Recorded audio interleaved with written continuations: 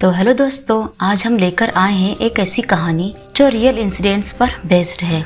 ये वो कहानी है जिसे द कॉन्जरिंग फिल्म ने दुनिया तक पहुंचाया, लेकिन असली कहानी उससे भी ज़्यादा डार्क और टेरिफाइंग है।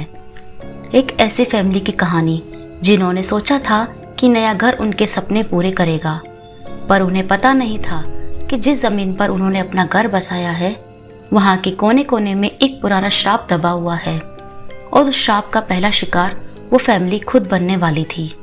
तो चलिए शुरू करते हैं इस असली कॉन्जरिंग की कहानी को। 1971 का साल था। रोजर पेरोन और उनकी वाइफ कैरोलिन पेरोन अपनी 5 बेटियों एंड्रिया, नैन्सी, क्रिस्टीनी, सिंडी और छोटी अप्रैल के साथ एक पुराने फार्म हाउस में शिफ्ट हुए। ये घर हैरिसविले, रोड आइलैंड में था, जिसका कंस्ट्रक्शन 17 के आसपास हुआ था। घर देखने में एकदम नॉर्मल था, पर इस जमीन का अपना एक डार्क पास्ट था, और यही पास्ट धीरे धीरे पेरोन फैमिली की जिंदगी को बदलने वाला था।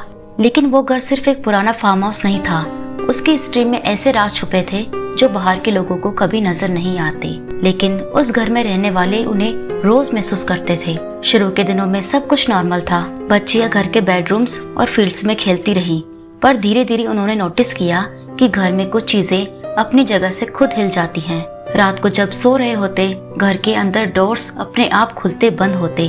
कभी खिड़कियों से आवाजें आती जैसे कोई अंदर से नॉक कर रहा हो। बच्चियां बार बार कहती कि नींद में उनके पैर खींचे जाते हैं, और कभी ब्लैंकेट्स भी उनके ऊपर से जोर से खींचकर हटा दी जाती है। सबसे बड़ी बेटी एंड्रिया ने बताया कि कभी कभी घर में ऐसा लगता जैसे कोई उनके कमरे में चुपचाप खड़ा हो, लेकिन देखने पर वहाँ कोई नहीं होता। कैरोलिन ने एक और अजीब बात महसूस करनी शुरू की। वो अक्सर सुबह उठती तो अपने शरीर पर नीले नीले ब्रूजेस पाती, बिना किसी वजह के। पहले उन्होंने सोचा शायद हेल्थ प्रॉब्लम है, पर वो नील लगातार बढ़ते गए। थोड़े दिनों में बच्चियों ने शेडोज और फिगर्स को देखने का दावा शुरू कर दिया। सबसे छोटी बेटी अप्रैल ने एक दिन कहा कि उसने अपने एक नए दोस्त से बात की। उसने बताया कि एक औरत उसके साथ बैठकर बातें करती है। जब कैरोलिन ने पूछा वो कौन है, तो अप्रैल बस मुस्कुरा दी, लेकिन उसने और कुछ नहीं बताया। धीरे धीरे रोज के इंसिडेंट्स फैमिली की जिंदगी को टॉर्चर बनाने लगे। रात को सोना मुश्किल हो गया। दिन में घर में अजीब सी एनर्जी रहती। बच्चियां डर के साथ बड़ी हो रही थी, और कैरोलिन की हेल्थ लगातार बिगड़ रही थी। पेरोन फैमिली को समझ आ रहा था कि ये कोई आम घर नहीं है, लेकिन उन्हें अभी ये नहीं पता था कि इस घर के पीछे एक ऐसी कहानी छुपी है जो उनकी जिंदगी हमेशा के लिए बदल देगी। जब हालात बहुत ज्यादा खराब होने लगे तो फैमिली ने एड एंड लॉरेन वॉरेन से कांटेक्ट किया। एड एंड लॉरेन वॉरेन, जो कि उस जमाने के फेमस पैरानॉर्मल इन्वेस्टिगेटर थे, वॉरेन्स घर में आए और उन्होंने तुरंत महसूस कर लिया कि ये नॉर्मल हॉन्टिंग नहीं है। लॉरेन, जो एक क्लेयरवाइंट थी, उन्होंने कहा कि इस जगह पर बहुत ज्यादा डार्क प्रेजेंस है। उन्होंने बताया कि एक औरत बैथशेबा शर्मन की आत्मा अब भी इस घर को अपना मानती है। हिस्ट्री चेक करने पर पता चला कि बैथशेबा सचमुच इस जमीन से जुड़ी थी। लोगों का कहना था कि वो विचक्राफ्ट प्रैक्टिस करती थी, और उसने अपने बच्चों को शैतान के लिए सेक्रीफाइस भी किया था। लॉरेन ने कहा कि बैथशेबा की आत्मा का टारगेट है कैरोलिन पेरोन। वो उसे कंट्रोल में लाना चाहती है। वॉरेन ने एक्सॉर्सिज्म का निर्णय लिया। घर में लिविंग रूम में क्रॉसेस लगाए गए, प्रेयर्स बोली गई। जैसे ही रिचुअल शुरू हुआ, कैरोलिन का चेहरा बदलने लगा। उसकी आवाज भारी और अजीब हो गई। वो चिल्लाने लगी और कुर्सी पर झटके से हिलने लगी। एंड्रिया ने बताया कि उन्होंने देखा था एक पल के लिए कैरोलिन हवा में लटक गई थी। पूरा घर चीखों और दरवाजों के धमाकों से गूंज रहा था। आखिरकार कैरोलिन जमीन पर गिर गई और कुछ पल के लिए बेहोश हो गई। धीरे धीरे वो नॉर्मल होने लगी, लेकिन वॉरेन ने साफ कहा ये स्पिरिट गई नहीं है, सिर्फ कमजोर हुई है। ये घर अब भी उसके कंट्रोल में है। एक्सॉर्सिज्म के बाद कुछ दिन शांति रही, पर फिर से एक्टिविटीज शुरू हो गई। बच्चियां अब भी शेडोज देखती।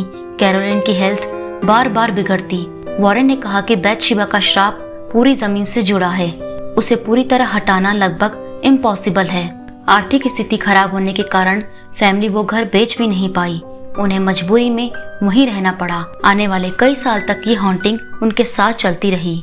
बड़ी बेटी एंड्रिया ने बाद में एक किताब लिखी, house of darkness house of light, जिसमें उसने सब कुछ डिटेल में बताया। आखिरकार 1980 के दशक में पेरोन फैमिली ने वो फार्म हाउस छोड़ दिया। घर आज भी मौजूद है और लोग उसे अब भी हॉन्टेड प्रॉपर्टी मानते हैं। बैथशेबा के श्राप के खिलाफ लड़ी गई वो रात पेरोन फैमिली की जिंदगी की सबसे लंबी रात थी। वॉरेन के प्रेयर्स और एग्जॉर्सिज्म ने कैरोलिन को उसके कब्जे से छुड़ा तो लिया, पर उस घर की दीवारों में जो खौफ फंसा था वो कभी पूरी तरह नहीं मिटा। पेरोन फैमिली बाद में वहां से चली गई, लेकिन उन्होंने कभी ऑफिशियली वो घर बेचा नहीं। उनका कहना है उस जगह पर अब भी एक अजीब साइलेंस रहता है, जैसे कोई दीवार के पीछे खड़ा होकर सुन रहा हो। और सबसे डरावनी बात यह है, वॉरेन्स भी मानते थे कि बैथशेबा की आत्मा कभी पूरी तरह शांत नहीं हुई। शायद वो अब भी वही हैं, अपने अगले शिकार का इंतजार करती हुई। दोस्तों, ये थी द कॉन्जरिंग के पीछे छुपी असली कहानी। एक ऐसी कहानी जिसमें सिर्फ एक परिवार ही नहीं बल्कि दुनिया भर के लोगों ने अंदर तक डर महसूस किया। तो फ्रेंड्स, अगर आपको आज की स्टोरी अच्छी लगी हो तो प्लीज़ वीडियो को लाइक करें, कमेंट करें और शेयर करें। ऐसी ही और डरावनी कहानियाँ देखने के लिए हमारे चैनल से जुड़े रहें। और अगर आपके साथ भी कोई रियल हॉरर इंसिडेंट हुआ है जिसे आप मेरे चैनल पर शेयर करना चाहते हैं, तो आप अपनी स्टोरी टाइप करके मुझे ईमेल से या आप मेरे इंस्टाग्राम आईडी पर सेंड कर सकते हैं। Thanks for watching.